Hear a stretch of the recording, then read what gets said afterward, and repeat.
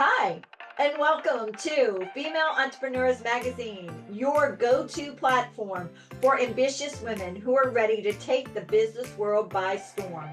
I'm your host, Angel France, and each week we'll dive into the latest strategies, stories, and success secrets from the most inspiring female entrepreneurs around the world.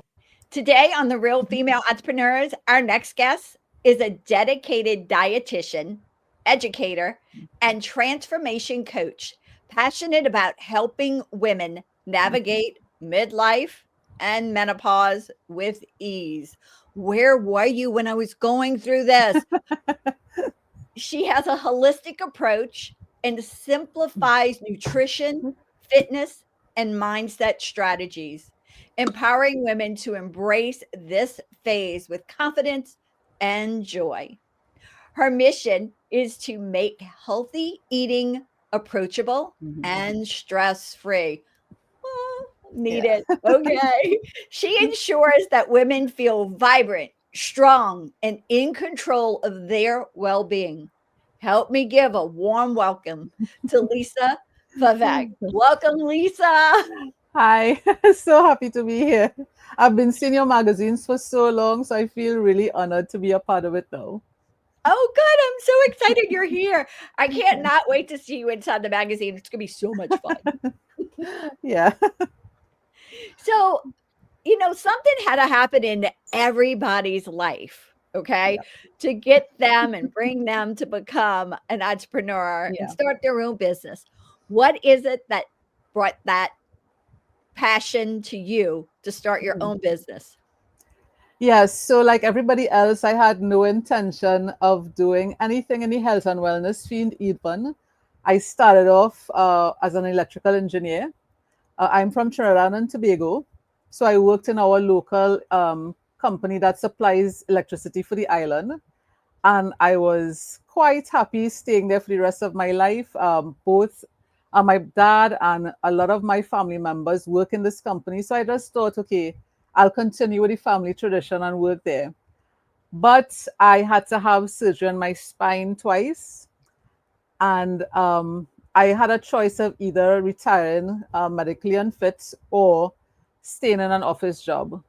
But for me, the part of the job that I loved the most was interacting with people and seeing how what I did brought some sort of joy or reduced stress in their lives. So when I got an office job, I literally felt like the walls were closing in on me. So I was like, okay, no, this is not for me. I don't know what it is, but this is not for me. So I decided to retire and had the surgeries and then sort of ask the universe, God, whatever word you want to use, what should I be doing now? I was also getting depressed because not having a job, recovering from surgery, being on a lot of medications, I started to gain weight.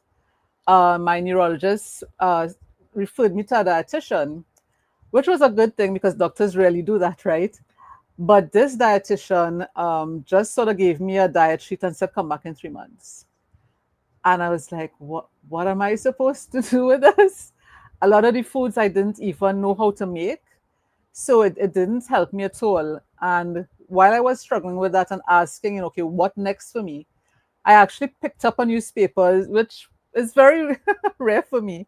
And I saw an ad for our university advertising they were enrolling students into their dietetic program. So I was like, okay, well, I'm going to change careers and be a dietitian, at least to help myself.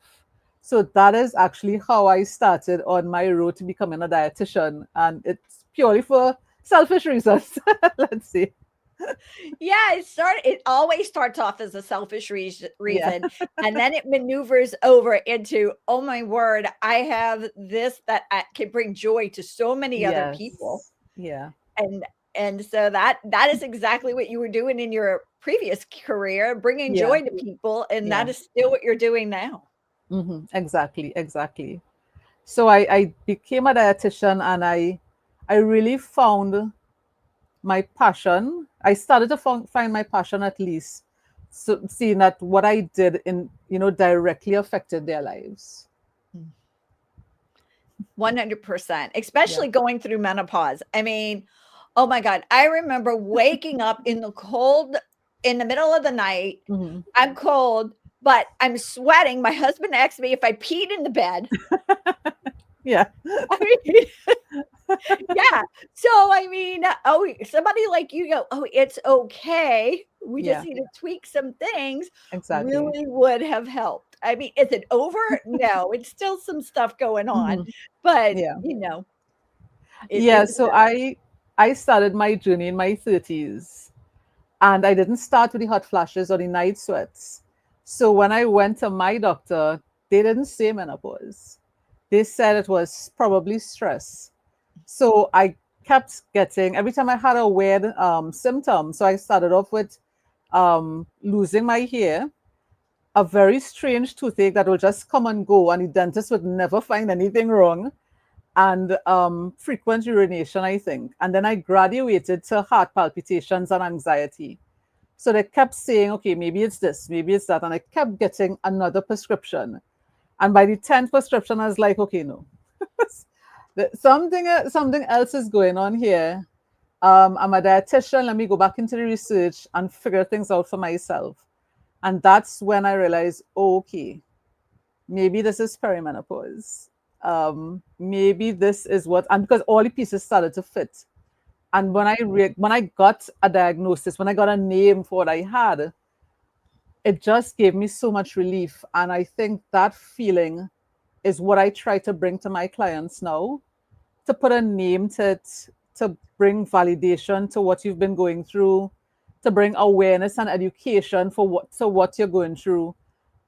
That is the relief I got for myself, and that is what drives me every day to bring to my clients.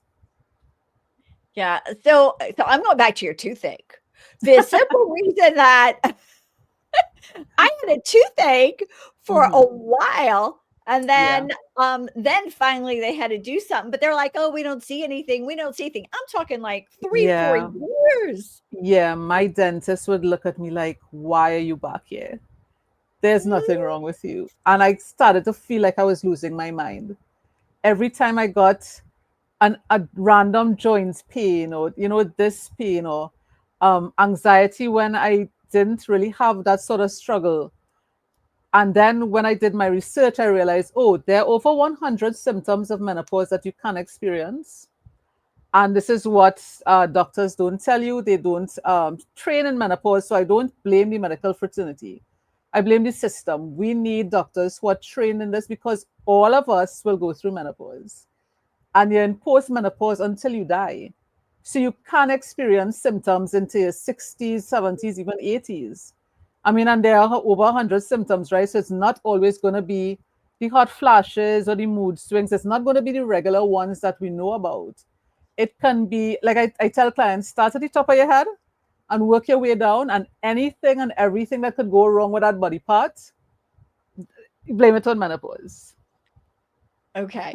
Now I understand more. So as dietitian, do you believe that I mean, with some lifestyle change, I'm sure, do you believe our diet can change the hormonal effects that are going on with menopause? For every client, I tell them diet is where you should start. Change your lifestyle while the meds are working. So, with your doctor, I always recommend you go see a doctor, get blood tests done if necessary. If you're Mhm. drowning in 60 symptoms, I can't consciously just say, change your diet and lifestyle. No, you need help, you need extra support. So, yes, while we're working on the diet, while we're trying to get more physical activity in, while we're working on those positive mindset aspects, go to your doctor, see if hormone replacement therapy, which is the medications you'll get, see if that will help you as well. So maybe, by that time we get back some of the quality of life while we're working on your diet. But diet is something that everybody should start with. And when I check my clients, yeah, they're usually deficient in something. They're not drinking enough water, not getting enough sleep. Sleep is so crucial to how you manage menopause. And I also work on that mindset aspect, sorry, because the studies show the more positive you are, the more you're able to deal with menopause, your symptoms actually feel less. So you experience hot flashes at not as debilitating as someone who is chronically stressed, having panic attacks, having severe depression, that negative space that they're in, they actually feel like they have more symptoms. So I also, yes, I'm a dietitian. I tackle the nutrition first. Yes, we talk about physical activity, and I don't like the word exercise because that usually throws people off. I say find something to move. You like dancing, dance more. You like yoga, you do more yoga. What you like gardening, fine. Do 15 minutes of gardening every day. Find something that you like and do more of it. But we Mhm. really also work on that mindset aspect. Are you journaling? Are you meditating? How are you breathing? Because breathing properly also counts. So I try to do a more holistic approach to getting you back your quality of life while you're checking your doctors and doing your blood tests and seeing what medication works for you. So, okay, that's a big whole chunk. So, I'm going to ask you this next question. Sorry, I when I talk about this, I get so excited. I could talk forever. Sorry about that. I can tell. Oh my God, I'm excited about it. I could talk for hours on this with you. So, do you see a difference in going through menopause in how you balance your career and your business? Any ideas and tendencies that you think would help somebody? Yeah, so I think the studies show at least 40% of the workforce will experience menopause. Mhm. And just to let your listeners know, so all women, once you live long enough, will experience menopause. Black and brown populations experience menopause earlier. So the research is usually on white women, and the research says somewhere around 45 to 51 is when you'll start your menopausal journey. For Black women, brown women, so Latinas, Asians, mixed population, so us in the Caribbean as well, you're talking about starting about 10 years earlier. So you're talking starting in your 30s. So we Wow. have to prepare our bodies for that transition. And then when you're talking about being in the workplace, you have things like, okay, compensating for brain fog and memory loss and concentration while experiencing, okay, I might be going through hot flashes and I may be in so much pain. On top of that, what is really scary is that our risk for disease shoots up as soon as we enter into menopause. So Wow. we're talking uncontrolled blood sugars, uncontrolled blood pressure, cholesterol issues, and the most important one, heart disease. Your risk for heart disease shoots up and is higher than a man's risk as soon as you enter into menopause. So we're not just talking, okay, how to get rid of hot flashes and how to get through the night. We're talking, okay, am I going to make it to 50? Am I going to all of a sudden experience diabetes when I'd never had those issues before? Am I going to have a heart attack sooner? So this is why I think the conversation around menopause, how we, what kind of workplace policy we have, do we have time off for certain things? What medications you have access to? Do you have insurance that covers certain things? All of these conversations we need to start having because it's not just me with menopause. It affects my children, it affects my colleagues at the workplace, it affects my partner, my libido, how we communicate. It affects every aspect of our lives. So we need to start having those conversations from now. So you said workplace. You mentioned a lot, but let's go to workplace, and I'll just give you a scenario. Mhm, So I used to call on people inside of their homes mhm. during the winter time mostly. And I would sit down with husband and wives. Oh my God. The sweat would just start pouring out of me. The man would, the man would go, are you nervous, honey? I'm like, Yeah, no, I'm not nervous. yeah. The wife goes, "You're going through the pause, huh?" I'm like, "I think I might be." So, yeah, that's one thing. Let's talk children, Hmm. okay? Obviously, you're gonna get short-tempered. What if you had children Yeah, later in life, and we're yeah, dealing with you have teenage kids, and you're going through menopause. yeah. Oh, do you wanna address that? Let me add something to that. Suppose you have a daughter who just started puberty, so you're both having mood swings and right, and all those other issues. You may be dealing with aging parents and taking care of someone who's ill. And as women, we take on so much. We're taking care of everyone and putting ourselves last. So this is why again we need to have these conversations, because how our you put on that oxygen mask first before you help everyone else, right? We need to start considering, okay, how can I best support myself during this time, because it's going to happen. You can't run from it. How we each experience menopause may be different. We may have different symptoms, but we are all going to go through menopause. So we need to start having the conversation. So if we're at work, even if we're working from home, let's get together on a lunchtime. Okay, we're all around 40, so we're probably all going to be having menopause symptoms around the same time. How can we support each other? Maybe we can use our lunch times to bring in a yoga instructor or someone to help us teach about deep breathing. Maybe we could advocate, okay, we're all going to have hot flashes. Let's pay for an AC unit. Maybe we could ask the company, okay, you pay for half and we'll raise money for the other half. Because, when you're talking about working in a company, it's always the bottom line. How much is this going to cost me?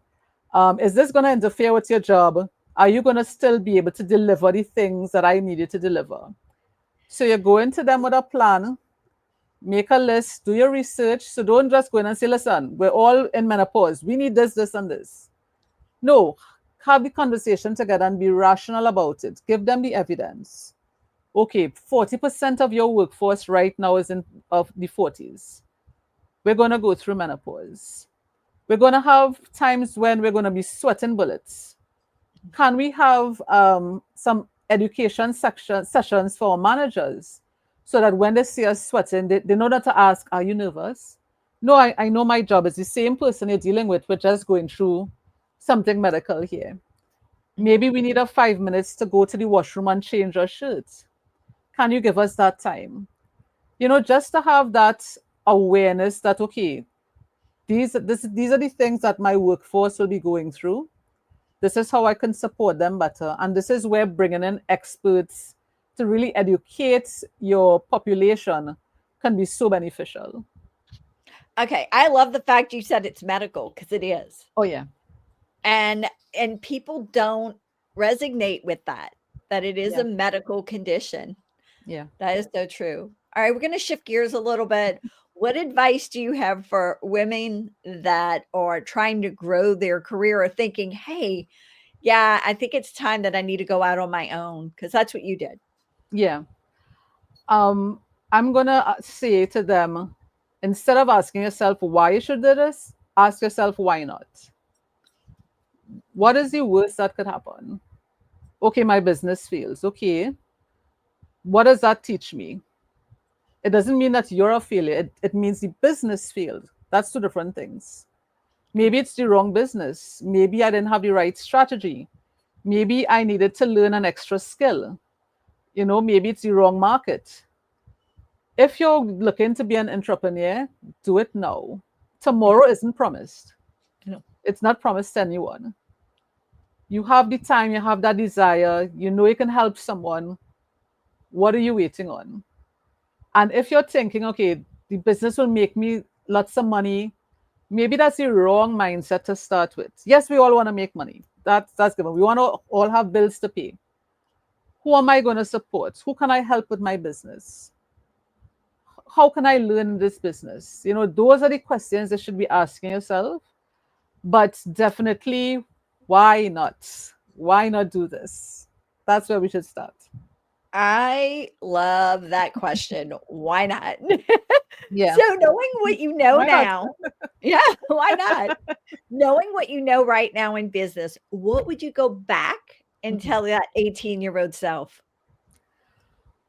What are you afraid of? Why are you so afraid of it? You know, I grew up very shy, very introverted. I love seeing people around me happy. That's what makes me happy. I always put myself last, and that's how I'm with my clients as well. I will work till 10 o'clock every night to make sure my clients are happy. But you're going to ask yourself, okay, what is important to you and what are you afraid of? Go for it. Just go for it. Yep, go for it. Yeah. Do it. Yeah. All right. What's one key strategy that have used in your business that has helped you grow your business? That's a good question. I would say just listening to my clients, because so I experience menopause, so I may think, okay, this is what they need to do, this is what they need to have, but that's from my perspective. I don't know if that's your perspective. So I think just giving them space to be heard, to be seen, to be validated, and just listen. And that usually tells you the direction your business should go in, what you need to have, what's important to them. Yes, so I would also tell entrepreneurs to listen to your clients. Just erase everything from your mind and just listen. Okay. I think that's the most important thing that Yeah. anyone has said is because when we listen, what happens? Yeah. Everything just opens up for you. Exactly. Exactly. Yeah. So, can you share any future plans or goals that we should keep an eye out for?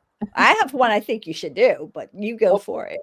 Um, so I don't really plan my business like that. Again, because I'm listening to what my clients need. Of course, I'm going to grow the business. I want to be all over the internet and have books and but and I've already started that journey, but I just try to take a step back and just be open to the possibilities. And for me, just saying yes more to the possibilities. Like last year, I was afraid to write in books. I said, okay, get over that fear, say yes. Now I'm a co-author in 3 books. So going forward, I'm just going to be open to possibilities and say yes. So, I see books. That was my thing I was gonna tell you. I see books because Yeah, your message is just so clear and would help so many yeah, women, 100%. And you know what else? It would help corporations too. yeah, yeah. So I'm definitely going to be doing more books. Yay. Okay. All right. If you had a superpower for just 24 hours, one day, Oh what would it boy. be? Oh, okay, that's a different question. um, Maybe to fly, Ooh. just to be able to go to other places and experience different things. I've met so many great people on places like LinkedIn. Mhm. I think I will just hop in and speak to these people and see them in person and be able to give them a hug and say thank you, and then fly off to another country and do this. Yeah, I think I'll say flying, because these people have supported me so much, and I'm probably never going to meet them in life. Yeah, I'll do that. All right. What about one fact about you that not a whole lot of people know about? Oh boy. um,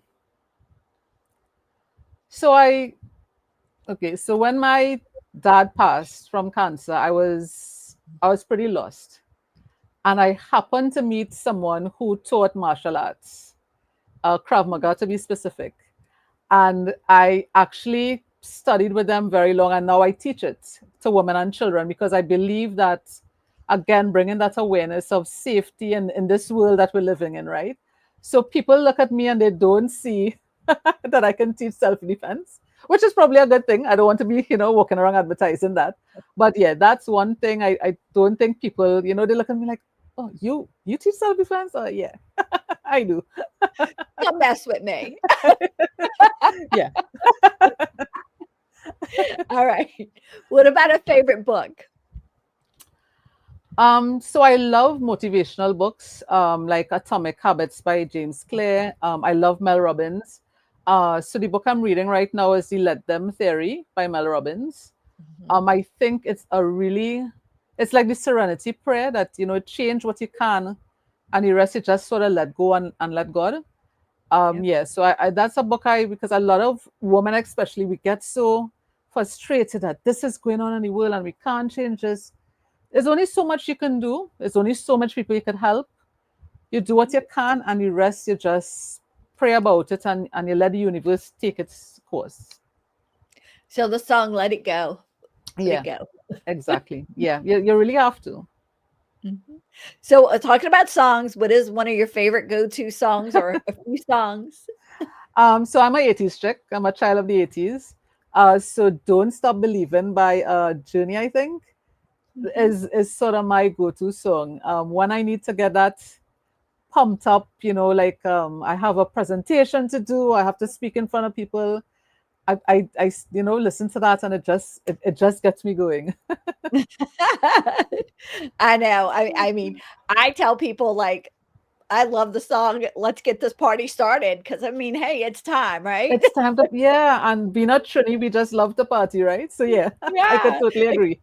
Yeah, especially, like, if I'm getting ready to speak, we gotta get this party started. Yeah, yeah. Only fun, only fun, yeah. Alright, your favorite quote. So it's something I learned actually going through the passing of my dad. You can't change someone's experience. Sorry, you can't change someone's outcome, but you can affect their experience. Hmm. And for me, that's what I live by. That's how I treat my clients. I may not be able to solve all their problems, but how they're experiencing life right now, yeah, I could do something about that. That is beautiful, Lisa. That's a beautiful quote. Thanks. Mhm. So, how do you stay motivated? Uh, Going back to that memory of how I felt and seeing that, I call it the light bulb moment when I show my clients certain things and they're like, oh, that explains this, that explains that. And they sort of get that realization, okay, I'm not crazy. I'm not losing my mind. This is actually happening to me, and there's a name for it. That is what gets me going. And then if I forget, I don't know if I'll be able to pick it up on the camera. I Can have the word freedom tattooed on my arm. So I'm a Sagittarius, and freedom is very important to us. So just to remind myself, yeah, freedom to be able to make your own choices, to be able to educate yourself in the way you want to. Whenever I get lost, or if I need to, like before this, if I get a little nervous, I just touch that tattoo and it's like, okay, yeah, this is what I'm here to do. This is what I'm here for. Let's go for it. I love freedom. Freedom is my like go-to. And I think Yeah, most female entrepreneurs, that is why they have started the journey they have is because they want that freedom that freedom. Yeah. 100%. What is the best way for our audience to stay connected with you, Lisa?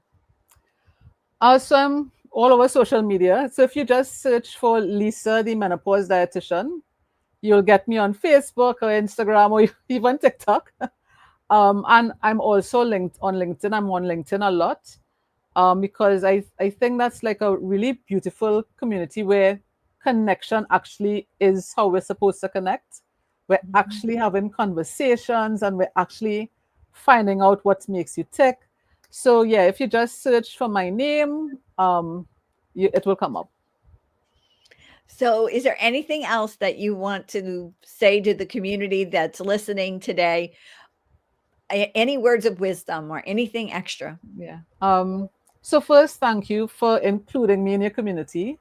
I've been watching you on LinkedIn for a while, and it's just really supportive, and I love all the beautiful pictures and the magazines. So I'm really really honored to be a part of it. But what I will say to anyone listening is, one, to give yourself some grace. Mm. It's okay, like it's okay, It's and okay. it's okay. And two, to whatever your dream is, whatever your passion is, what are you waiting on? Why not? Why not? Why That's your not? verbiage. Why Yeah. not? Lisa, I loved having you in here. I cannot wait to see you in the magazine. Oh my God, you're going to be gorgeous. And thank you so much for being with us. Oh, thank you so much for having me. Take Bye. care. Thank you so much for tuning in to this episode of Female Entrepreneurs Magazine. I hope you found inspiration, actionable tips, and a sense of connection with our incredible community of driven women. Don't forget to hit that subscribe button, leave a review, and share the episode with fellow entrepreneurs who are ready to elevate their game. Remember, your success is just the beginning, and we're here to support you in every step of the way. Until next time, keep shining, keep thriving, and remember, you have the power to create the business and life of your dreams. Stay inspired, and I'll see you in the next episode. Bye.